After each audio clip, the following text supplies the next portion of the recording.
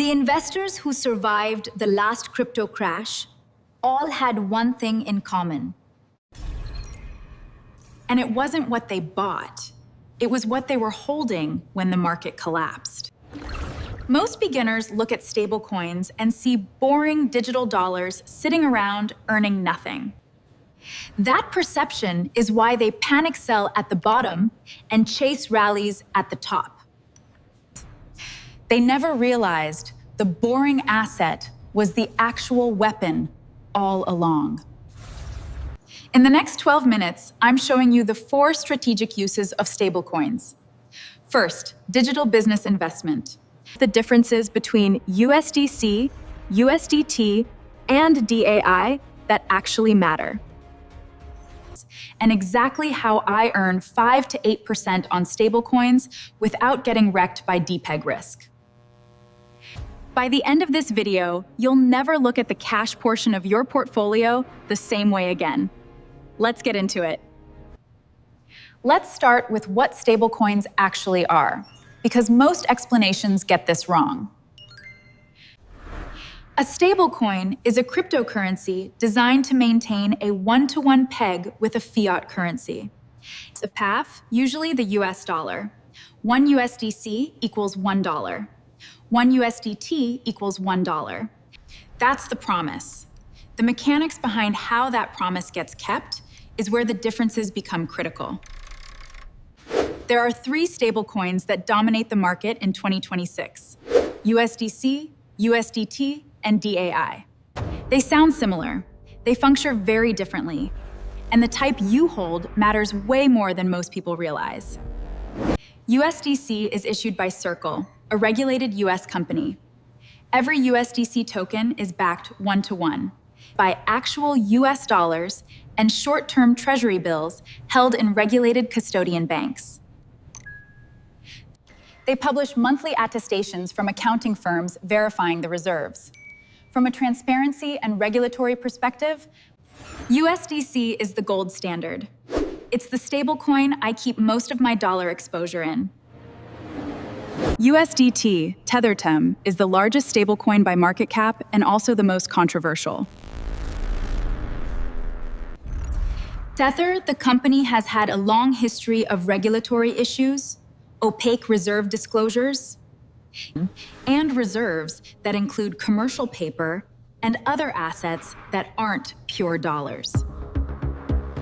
They've improved over the years, but they're still less transparent than USDC. Why do I still use it sometimes?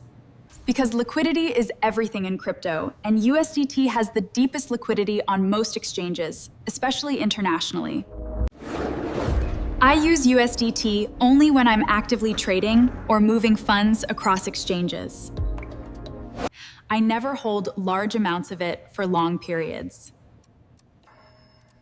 DAI is the third one, and it's structurally different from the other 2. DAI is decentralized, Kieran. It's not backed by dollars in a bank. It's backed by other crypto assets locked in smart contracts. When you mint DAI, you over-collateralize with crypto. If the crypto value drops, the system automatically liquidates positions to maintain the peg.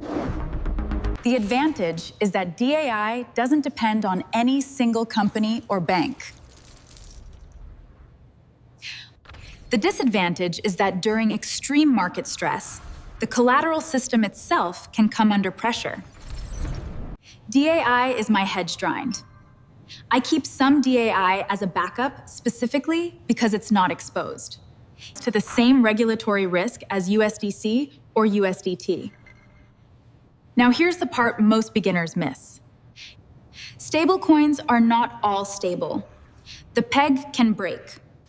This is called a depeg, and it's the biggest hidden risk in this entire space. In 2023, USDC briefly traded below 90 cents. UST, an algorithmic stablecoin, completely collapsed in 2022 and went to 0. Every depeg event has the same warning signs if you know what to look for.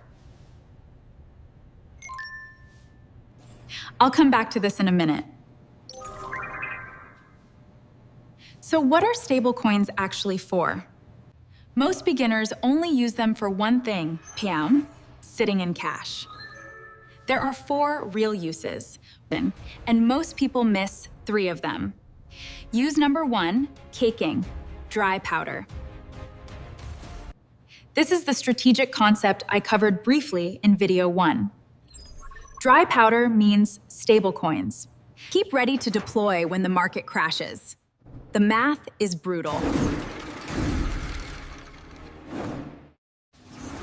If you're fully invested in Bitcoin and Ethereum, you cannot buy the dip. You don't have anything to buy with. You'd have to sell something to free up capital, which means selling at the bottom. The investors who actually buy crashes are the ones who held stablecoins through the rally and were waiting with cash when others were panicking. This is why I keep 5 to 15% in stablecoins at all times. Closer to 15 when the market is overheated, closer to 5 when the market has already crashed. Use number 2, how? Yield generation. This is where stablecoins stop being boring. You can lend stablecoins on platforms like Aave or Compound and earn 5 to 8% annually. That's better than a savings account with similar effort. The mechanics are simple. You deposit your USDC into the lending protocol. Borrowers post collateral and borrow your USDC.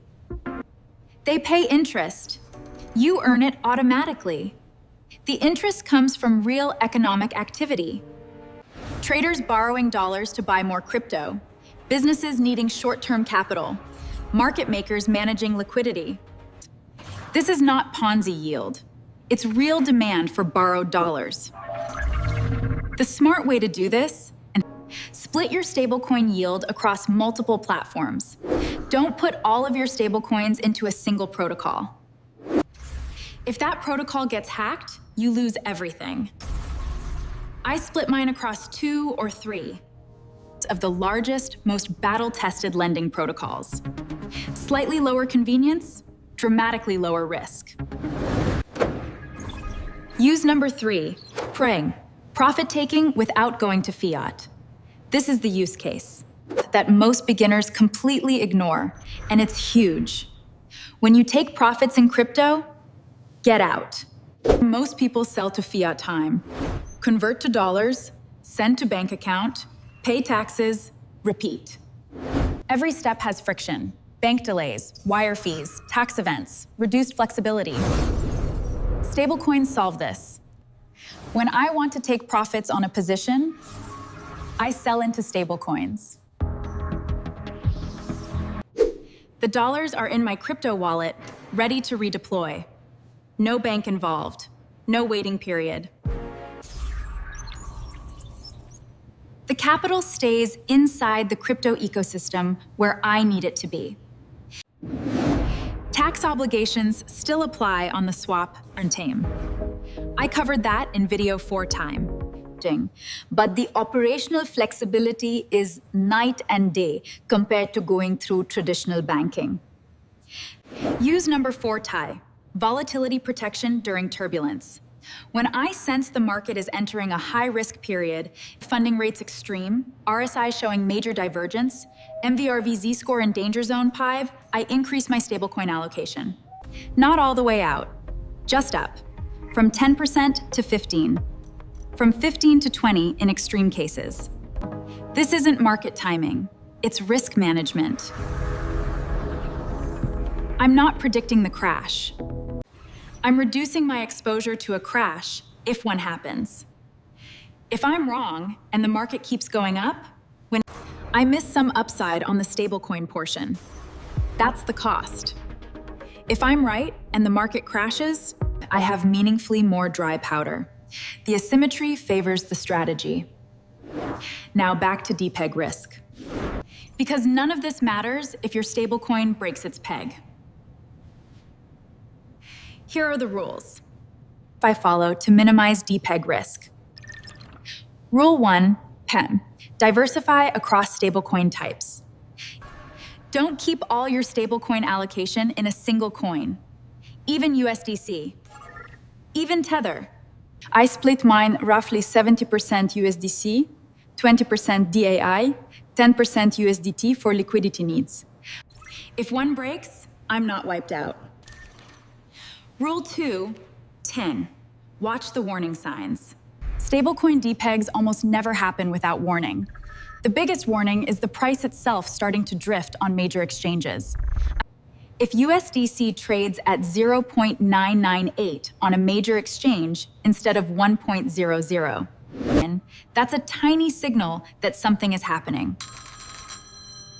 Tools like CoinGecko or Defalama show you stablecoin prices in real time. Check them weekly. Rule 3, never use experimental stablecoins for serious capital. Algorithmic stablecoins. New stablecoins from unknown teams. Stablecoins offering 20% yield because their model is innovative. If you can't explain in plain language why this stablecoin maintains its peg, don't hold it. USD collapsed because most people who held it couldn't actually explain how it worked. Rule 4, 10. Keep some allocation outside DeFi entirely. Some of my stablecoin holdings I keep in a self-custody wallet, not deposited into any lending protocol. Yes, I'm earning 0 on that portion. Yes, that's the cost. The benefit if every DeFi protocol goes down at once, I still have stablecoin reserves I can access immediately. Let me show you what this looks like in practice. Right now in my portfolio, my stablecoin allocation is around 12% of total. About 60% of that is in Aave, earning roughly 5.5%. 20% is in DAI lent on a different protocol. The remaining 20% sits in my self-custody wallet, earning nothing carry. That's my emergency reserve and my immediate access dry powder. Why this exact mix? Because if Aave gets hacked, I lose roughly 6% of my total portfolio. So, significant but survivable. If both Aave and the second protocol get hacked simultaneously, extremely unlikely there, I still have the self-custody portion. I want to be honest about something. This level of stablecoin strategy took me years to build. I'm tracking DPEG events, studying protocol hacks, and optimizing cross-platform yields. This is the wealth blueprint. The platform I use is linked in the description because it accelerated my understanding dramatically. With real-time DPEG monitoring, you get alerts when stablecoins drift. A simple swipe and it's resolved. Secure your investments with confidence. We have side-by-side yield comparisons across major lending protocols, updated daily. Plus, our analysts provide detailed breakdowns for informed decisions of every major DPEG event, so you can recognize the patterns before they hurt you. If you want to skip the years of learning by doing, check it out. If you'd rather build it slowly, and with free tools, Defalama for yields, CoinGecko for price tracking, that path absolutely works too. Both get you there. In the next video, we're tackling the topic that costs more crypto investors money than any scam, any crash. And in the next video, we're tackling the topic that costs more crypto investors money than any scam, any crash, and crypto taxes. The rules nobody explains until the IRS is already knocking. The events you don't realize trigger taxes. The strategies legal investors use to keep more of what they earn. If you've ever felt confused or anxious about your crypto tax situation, the next video is essential viewing. And to help you navigate it all, simply hit play. Skipping it could cost you more than every other mistake combined. Subscribe and hit the bell. Drop your stablecoin allocation percentage in the comments, and I'll see you in the next one.